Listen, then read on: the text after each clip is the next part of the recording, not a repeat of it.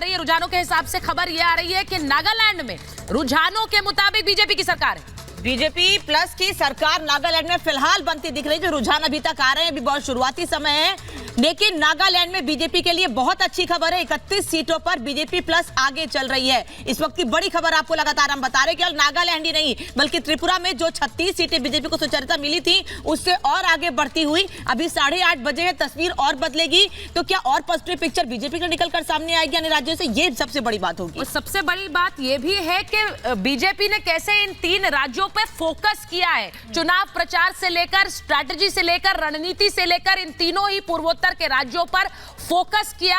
और इसीलिए जैसा हम बता रहे हैं, नागालैंड में रुझानों में बीजेपी की सरकार इस वक्त बनती नजर आ रही है। एनडीपीपी प्लस बीजेपी के जो आंकड़े हैं वो आपको बता रहे हैं 31 सीटों पर आगे।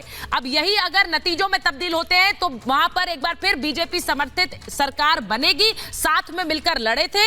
मैं एक बार बताऊं सतीश जी, आपसे पूछ रही हूं, नागालैंड के लिए जैसा आपने कहा कि वहां की जो ट्राइब्स हैं, वहां के जो आदिवासी हैं, उनके अपने एक सेंटिमेंट हैं और उन सेंटिमेंट्स को आगे बढ़ाते हुए ही सरकारों को का काम एक तरह से आगे बढ़ेगा। और वही वहां पर बीजेपी ने एनडीपीपी को आगे करके उनके साथ समर्थन में सरकार बनाई। देखिए ना, वो यही आपको नतीजा अभी रुझान देख रहे हैं। हाँ। देख रहे हैं कि नागालैंड में बीजेपी अपनी पकड़ अपनी सहयोगी पार्टी के साथ आगे बढ़ा रही है। लेकिन जहां पर सबसे बड़ी बात है कि बीजेपी का जूनियर रोल है तो जूनियर रोल भी ठीक से प्ले कर लेते हैं। सबसे बड़ी बात यह है और वो आप नतीजों में देख रहे हैं। जूनियर रोल में है, जूनियर रोल से भी वो किनारा नहीं कर रहे हैं। और ये बड़ी बात है कि क्योंकि नागालैंड में एनडीपीपी को आगे करते हुए बीजेपी ने जो सरकार चलाई उसके बाद एक बार फिर साथ मिलकर चुनाव लड़े हैं। एनपीएफ का कद किस तरह से कम हुआ, एक बार अनामिका सिंह के पास चले जाते हैं। कोहिमा से वो हमारे साथ जुड़ी हुई हैं। अनामिका सिंह से सीधे जानेंगे। अनामिका, जरा बताइए, ऐसा लग रहा है एनपीएफ, जैसा मैंने पहले कहा, एनपीएफ की सीटें क्या घटती हुई नजर आ रही हैं, जिसका सीधा मतलब यह है कि एनडीपीपी और कांग्रेस, एनडीपीपी और बीजेपी मिलकर ज्यादा बड़ी ताकत के साथ उभर रहे हैं। देखिए, यहाँ पे जो चुनावी समीकरण सुचारता वो बहुत डिफरेंट है। यहाँ पे एनडीपीपी और बीजेपी ने यहाँ पर जो सरकार बनाती दिखाई दे रही है वो बहुत अपने आप में एक इतिहास को दोहराने जैसा है। लेकिन यहाँ पर देखिए, बीजेपी की स्ट्रैटेजी समझिए आप। यहाँ पर 20 सीटें थी सिर्फ बीजेपी के पास, यहाँ पे प्रत्याशी के तौर पर। लेकिन तब भी यहाँ पर पीएम मोदी ने प्रचार किया, अमित शाह ने प्रचार किया, जेपी नड्डा ने प्रचार किया। एनपीएफ जो कि यहाँ की स्थानीय पार्टी है, जो ये मानती है और दावा करती है कि जो यहाँ के नागा है या फिर जो स्थानीय लोग हैं, जो आदिवासी हैं, उनके मुद्दों को लेकर ज्यादा वो आगे बढ़ते हैं। लेकिन 2018 में जैसे बीजेपी की एंट्री होती है चुनाव लड़ने के साथ साथ अग्रेसिव तरीके से, वैसे एनपीएफ टूट जाती है। 2018 में चुनाव जीतने के बाद से एनपीएफ के मैक्सिमम विधायक टूट करके चले गए थे एनडीपीपी में। और यही वजह है कि जो एनपीएफ बहुत मजबूत थी यहाँ पर, कम से कम नागालैंड में, वो अब यहाँ पे बहुत कमजोर हो चुकी है। नागा पीपुल्स फ्रंट की ये पार्टी जो ये मानती है कि भाई आदिवासी भी हमारे साथ है, जनजाति भी हमारे साथ है, बेसिकली जो ट्राइब्स है अलग अलग गाँव में वो हमारे साथ है, लेकिन इस बार वो बहुत कमजोर दिखाई दे रही है। इससे डिफरेंट एक और चीज है। अब आप कॉन्फिडेंस देखिए यहाँ पर बीजेपी का कि यहाँ पे एक सीट है आकुलिटो सीट। आकुलिटो सीट से एक प्रत्याशी ने, जो बीजेपी का प्रत्याशी, वहां से चुनाव लड़ा। कांग्रेस ने वहां से प्रत्याशी ने वहां से नामांकन वापस ले लिया अपना, यानी कि वोटिंग से पहले और ये जो रुझान है ये नतीजों में कितने तब्दील होंगे ये थोड़ी देर में साफ हो जाएगा। रामिका सिंह, त्रिपुरा की तस्वीर भी लगातार हम दिखा रहे हैं। नागालैंड में बीजेपी प्लस 42, एनपीएफ 5 और कांग्रेस एनपीएफ 10 और कांग्रेस 5 सीटों पर आगे चल रही है, जबकि त्रिपुरा से बहुत अच्छी पिक्चर बीजेपी के लिए। बिल्कुल, नागालैंड में जो तस्वीरें हम दिखा रहे हैं, बीजेपी प्लस 45 इस वक्त, बीजेपी प्लस यानी बीजेपी और एनडीपीपी 45 के आंकड़े पर आगे चल रही है, 45 सीटों पर आगे चल रही है। मुझे लगता है ऋषभ तिवारी जी, आप लोगों के लिए अगर मैं कहूं तो ये एक बहुत उत्साहित करने वाली तस्वीर होगी, क्योंकि नागालैंड में आप लोग चाह रहे थे सरकार बने, बीजेपी चाह रही थी, लेकिन इस आंकड़े उस कदर बढ़ेंगे जो कि इस वक्त रुझानों में नजर आ रहे हैं वो नहीं लग रहा था। लेकिन 45 सीटों पर आगे चलना क्या बता रहा है?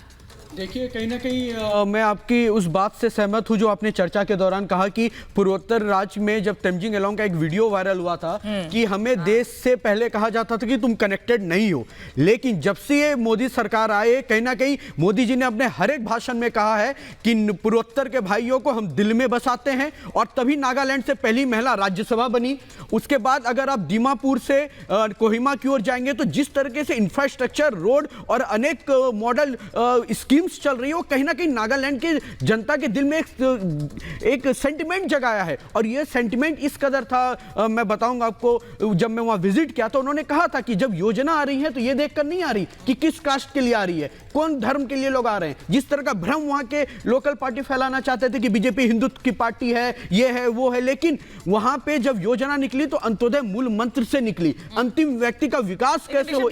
आपने कहा कि आप सभी राज्यों में गए, सबसे ज्यादा आपने कहां पर देखा, क्या देखा? त्रिपुरा में मैं 20 दिन रहा। मैंने इसलिए सवाल पूछा, अपने बात को आगे बढ़ाइएगा, क्योंकि त्रिपुरा में 89.95% वोट हुआ था और ये सुचरिता हमेशा कहते हैं कि जब ज्यादा वोट होता है तो सरकार बदलती है, ऐसा होता है, लेकिन अभी तक तो ऐसा कुछ दिख नहीं रहा है। बल्कि त्रिपुरा के अलावा नागालैंड में भी तीनों ही राज्यों में, तीनों ही राज्यों में बम्पर अच्छी वोटिंग हुई है, बम्पर वोटिंग हुई है। लेकिन इसका सीधा सीधा मतलब जो बात हम मानते रहे उसका उलट हो रहा है। यानी अगर सरकार रिटर्न्स हो रही है तो लोग आगे चलकर ज्यादा वोट कर रहे हैं कि वो सरकार वापस आए, ऐसा लग रहा है। अवधेश जी देखिए, ऐसा है 2010 से प्रवृत्ति बदल गई। उसके पहले हम सब लोग जब टीवी पर बैठते थे और वोटिंग ज्यादा होता था तो मान लेते थे कि अब सत्तारूढ़ पार्टी गई।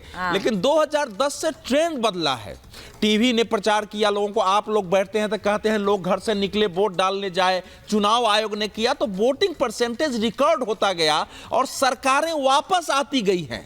तो इसलिए अब वो प्रवृत्ति नहीं है कि वोट के बढ़ने से और घटने से हम किसी सरकार के जाने और आने का अनुमान लगाएं। लेकिन आप देखिए, मेघालय में वोटिंग 10% ज्यादा हुई है, नागालैंड में वोटिंग 10% ज्यादा हुई है, केवल त्रिपुरा में 4% वोटिंग कम है जी। तो जाहिर है कि इसका मतलब एक ये भी है कि पिछली बार जो लोग चुनाव के लेकर थोड़ा निराश होते थे कि चुनाव में क्या वोट डाले, तो वो लोग उत्साहित हुए। यानी कुछ ना कुछ काम विकास के, उनके मन की भावनाओं की अभिव्यक्ति सरकार की नीतियों में हुई है। अवधेश जी एक बार फिर से बता दें कि आंकड़े जो आ रहे हैं वो बहुत तेजी से तब्दील हो रहे हैं। त्रिपुरा में बीजेपी प्लस 36 सीटें पर आगे चल रही है, यानी कि त्रिपुरा में बीजेपी सरकार बना रही है, इसमें कोई दो राय नहीं लग रही है। लेकिन फिर में हम कहेंगे रुझान अभी नतीजे बदलने में थोड़ा समय लगेगा।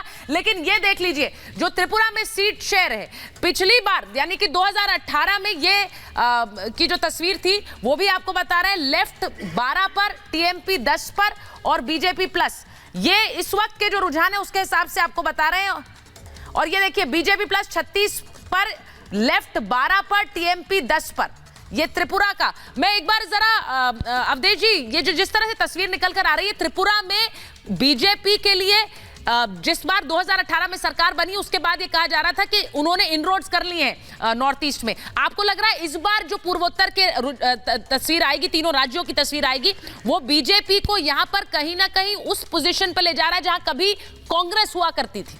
ये कंसोलिडेशन है। देखिए ऐसा है कि त्रिपुरा में जो विप्लव देव की सरकार थी उसमें लेके असंतोष था, तो उन्होंने मई 2022 में पिछले बार मुख्यमंत्री बदला है। तो बदलने के परिणाम स्वरूप बीजेपी के जो रूठे हुए वोटर थे वो साथ आए। लेकिन अभी जो कुछ परिणाम है उसमें दिख रहा है कि उस रूप में अभी तक जो है बीजेपी को जो उनकी संभावनाएं हो सकती थी उस रूप में नहीं, क्योंकि टिपरा मोथा ने काफी वोट काटे हैं, वो 11-12 सीटों पर आगे आ रही है। उसने ग्रेटर आदिवासी लैंड की बात की थी। तो मुझे यह लग रहा है